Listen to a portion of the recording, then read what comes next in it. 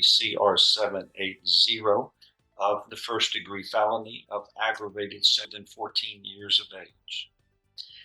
And that you shall be punished in accordance with the jury. We are on the record in cause number 23, CR 780, the state of Texas versus Brandon Dwayne Kirksey. It was indicted for the first-degree felony of aggravated sexual assault of a child.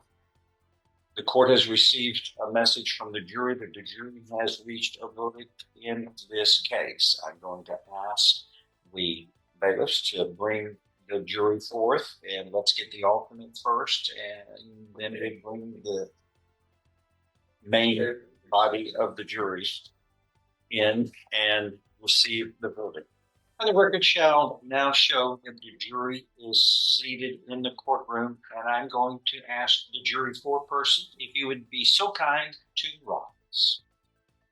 Please stand up, and we're going to ask you to present the verdict in just a moment. The court has received a message from the jury that the jury has reached a verdict in this trial. Is that so, sir? Yes, sir. Is this verdict a unanimous one? That is, one that is agreed upon by all members of the jury? Yes, sir. Do any of the jurors disagree with your foreperson's representation? No disagreement. It does indeed appear to be a unanimous verdict. If you would be so kind, pass the documents to the bailiff. You may be seated. I will review. And right here, the courtroom tension becomes very real. Once the jury confirms a unanimous verdict, that means all 12 jurors reach the same conclusion beyond a reasonable doubt. In criminal trials, especially charges are serious. Unanimity matters. No split decision. No hesitation. And you can already feel the atmosphere shift in the room before the word guilty is even officially read. What's going through the defendant's mind at this exact moment? Because everyone in that courtroom knows life is about to change forever.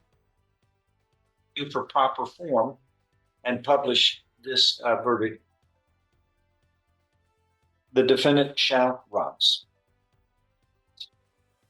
In cause number 23 CR 780, the state of Texas versus Brandon Dwayne Kirksey, we, the jury, find the defendant guilty of the offense of aggravated sexual assault of a child as charged in the indictment, signed by the jury foreperson. The verdict is received. It is made a part of the record for all purposes, and you may be seated. At this time, ladies and gentlemen, the court has received your verdict, finding the defendant guilty of the charged offense, the first-degree felony of aggravated sexual assault of a child.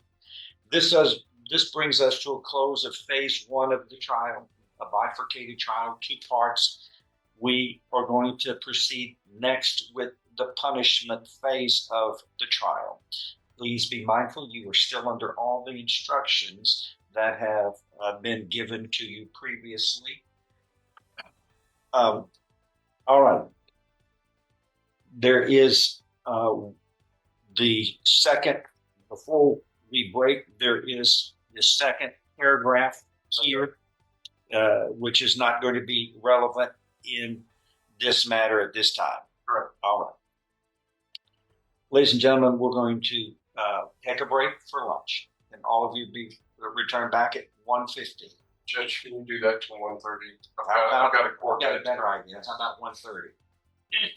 Please, if you go with other jurors, talk about the weather, everything else, not about this case. But again, these instructions you are required to follow until the end of the case. And let's return back at 1:30. Oh, everyone else remains seated while the jury exits first. Thank you. Yes, sir. Am I required to return, Your Honor? Yes, sir. Thank you until the end. Thank you. One other thing, for the record, we cannot make outbursts in front of the jury. That is inappropriate. And if you cannot compose yourself, you must remain outside. These are difficult for everybody, but people are not allowed to be emotional in front of the jury. That can only be determined to be a possibility of someone trying to influence the jury. We still have the punishment phase. You're going to stay outside, ma'am, until the conclusion of this trial. This moment may seem small, but legally it's extremely important. Judges are very strict about emotional outbursts in front of juries because even a reaction from a gallery can unintentionally influence sentencing. The judge's phrase, "You can't unring a bell," is courtroom language for damage that can't be undone once jurors witness it. And honestly, this also shows how emotionally charged cases involving children become. Even people trying to stay composed can break under the pressure. But the court's priority is keeping the jury focused strictly on evidence and law. Thank you. I'm sorry, you can't unring a bell. This jury has already seen and heard you, and that can affect them. And this court can't allow that. The jury has to be focused on its job, not listening to people who are making outbursts, and that is inappropriate. You will remain outside. Thank you. We're in recess. One other thing before I leave, Mr. Kirksey, anytime you want to bring him back to help counsel you, you may. Right now, you're representing yourself, and there are serious disabilities to doing that when you're not legal expert and has tried cases like him. If at any time you wish to get him back to represent you, he's standing by. If any time you want Mr. Wilkerson to get back to represent you, you let me know so you can be guided. Because there's an old saying, it's a foolish person who represents themselves. This exchange is actually one of the most revealing moments in the entire trial. The judge is basically warning the defendant in real time about the dangers of self-representation. In the U.S., defendants can represent themselves, but courts almost always discourage it, especially in felony trials. And notice how the judge compares trial work to carpentry. That analogy wasn't random. He's explaining that courtroom litigation is a skill built on years of training, strategy, and experience. One wrong move in a trial. And that's that. I didn't make that up. It's a fool who represents himself in a criminal trial, because it disfavors you for many reasons. And there's so much at stake at every trial in this room, but defendants representing themselves seldom do well because there's so many dynamics that require education, law school training, and experience that go into trial work that just people who don't do this for a living aren't able to do it. What do you do for your living? I mean, when you were Freeman, what's your abilities? Carpenter. Let me tell you, I'd probably saw off my hand first thing. See, that's why I would have to have something. I couldn't do that right off, and I certainly wouldn't be able to make something that's an art form without experience and training and being careful about the tools that you use, since those can be lethal. The same thing applies here. So anytime you want him to help you, you can. Okay? But please be mindful of it. Think about it. Yeah, sure. All right. And let me know if you change your mind. Sir? I do. I change my mind. I like it too. I just want. All right. All right. He wants you to help him. I just want to be heard, man. See? So y'all, Mr. Wilkerson, go back there and discuss whatever he needs, because we still have a second phase to go deal with. And that's the question. Is it, I mean, I'm standby, but do I do punishment, or am I just here to Y'all talk about it. advise him? Y'all he's wanting you to help him find out what that means and then pass it to me. And if he wants you to continue to represent him for this punishment phase, then I'm going to ask you if you'd be so kind to do that, to help him. Yes. Thank you. We're in recess. That's the question. Oh, okay. Yeah. Thank Take that in chair. Thank you. All right, we are in recess until 1:30.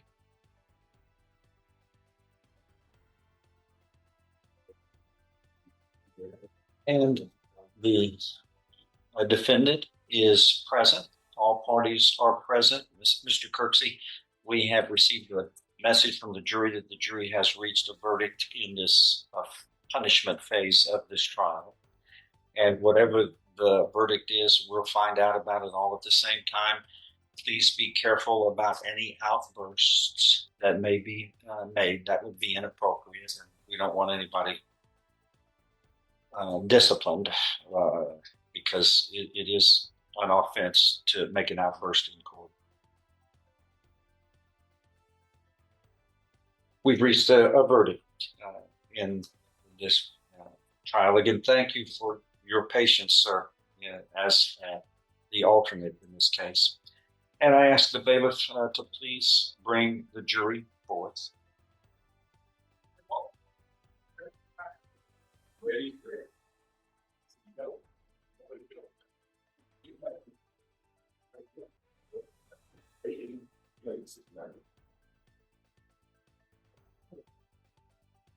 The record shall now show that the jury is seated in the courtroom.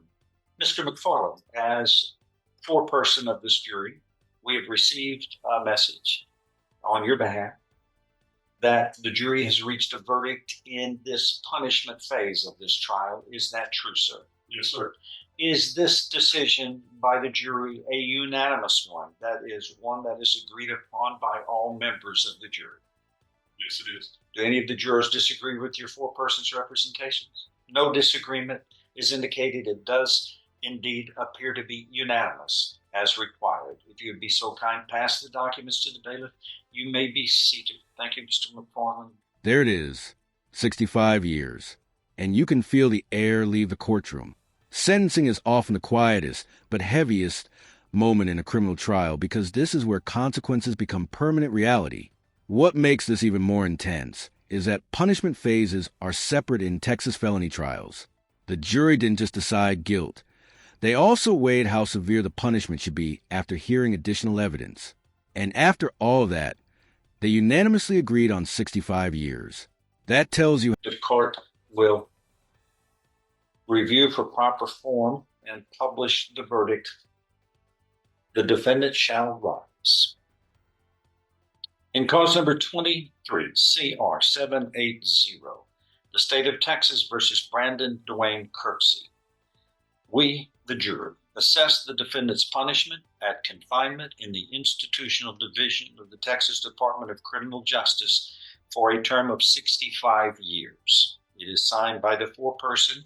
It is received and made a part of the record for all purposes. The parties may be seated. Ladies and gentlemen of the jury, I have received your verdict in this punishment phase. Assessing the defendant's punishment is 65 years imprisonment, and you will be discharged and released from your oath of secrecy. You are free to discuss this case and your deliberations with others. You are also just as well free to refuse to discuss this case, and you have every right to maintain your silence unless otherwise ordered to do so by me. The court has to go through some formalities here in a few minutes, and I'm going to be releasing you first before we have to do the formalities that the law requires.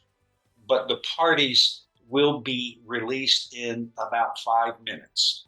And a lot of times the jurors want to ask questions of the lawyers. These are fine people who are going to be happy to answer any questions they're able to of you.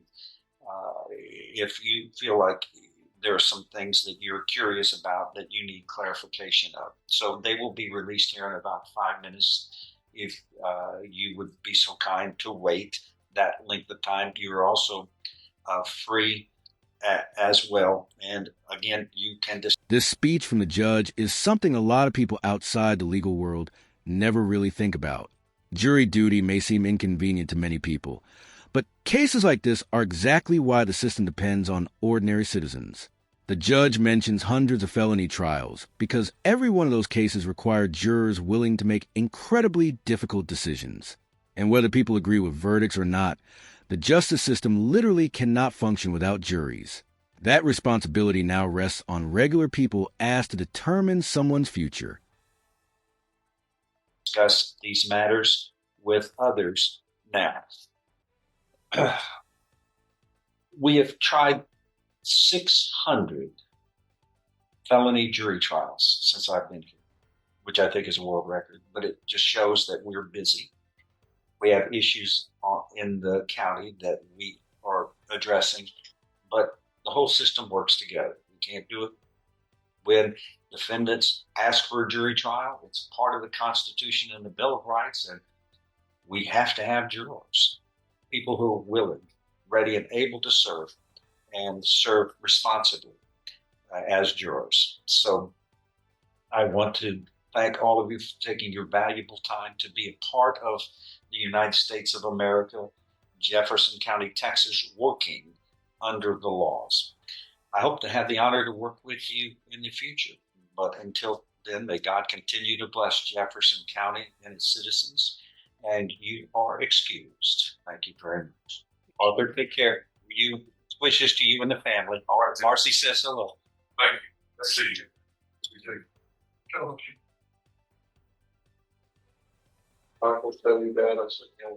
All right. At this time, is there any legal reason why formal pronouncement of sentencing should not be made? State and defense. You may rise, please, sir. Brandon Dwayne Kirksey, you came before this court and a jury, entered a plea of not guilty to the offense of aggravated sexual assault of a child. As set out in the indictment, the evidence was submitted. The jury was charged by the court. After deliberating, the jury returned a verdict finding you guilty of this first-degree felony. Thereafter, evidence was presented. The jury deliberated and determined that you should be punished for a term of 65 years in prison. Is there any reason why formal sentencing shall not be made at this moment, state or defense? No. Therefore, it is the judgment of this court that you are guilty in this cause number 23 CR 780 of the first degree felony of aggravated child younger than 14 years of age. And that you shall be punished in accordance with the jury's 65 verdict. years in prison, a sentence that will likely define the rest of this defendant's life. Cases like this are a reminder of how powerful jury decisions are, 12 strangers weighing evidence. Testimony and emotion before making a decision with life-altering consequences.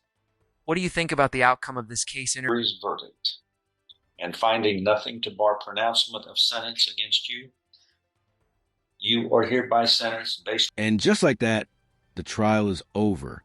But for everyone involved, the impact probably lasts much longer than the courtroom proceedings themselves. A 65-year sentence is effectively life-defining, and the jury clearly believed the evidence justified it. Cases like this always spark debate about punishment, rehabilitation, and justice for victims. Some people will say the sentence was absolutely necessary. Others may question whether sentences this long truly solve deeper societal problems. But now upon the jury's verdicts of confinement in the institutional division of the Texas Department of Criminal Justice to serve a term of 65 years. You will be given credit for all time you have served in accordance with this case. Is there anything else we need to add by either of the parties, state No. or No, defense? You are here now remanded to the custody of the Sheriff of Jefferson County, Texas, until she can obey and carry out these directions and instructions of this sentence. These proceedings are concluded, and we are in recess on this case. 165 years in prison, a sentence that will likely define the rest of this defendant's life. Cases like this are a reminder of how powerful jury decisions are, 12 strangers weighing evidence, testimony, and emotion before making a decision with life-altering consequences. What do you think about the outcome of this case?